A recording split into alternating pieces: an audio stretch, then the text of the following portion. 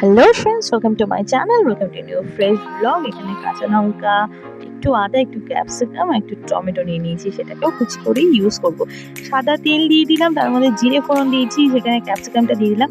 বুনুর আবদার পিওর নিরামিষ, মানে পেঁয়াজ রসুন ছাড়া রান্না করে খাওয়া দিদি, তো সেটা কিন্তু টেস্টিও আবার হতে হবে। তো চিন্তায় পড়ে পড়ে এই চিন্তাটা মাথার মধ্যে চলেই আসলো, রেসিপিটা স্টার্ট করে দিলাম।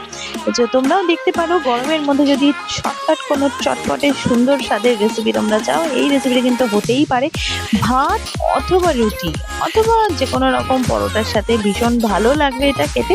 এখানে আমি একটু অপশনাল হিসেবে পেরি পেরি মশলাটা ব্যবহার করে নিয়েছিলাম। তোমরা যদি না ভালোবাসো নাই দিতে পারো, অপশনাল এটা। ম্যাগি টেস্ট মেকার মশলাটা দিয়ে দিতে পারো। একটু আদা কুচি দিয়ে নিয়েছিলাম। অবশ্যই রান্নাটা কিন্তু বাড়িতে ট্রাই করো তোমরা। আলুগুলো দিয়ে নেবে, একটু গামাখা ভাব হওয়ার জন্য একটু জল দিয়ে নিয়েছি। লাইক শেয়ার কমেন্ট সাবস্ক্রাইব করে দিও চ্যানেলটা। আজকের মতো আসি, আশা করি খুব ভালো লাগবে রেসিপি।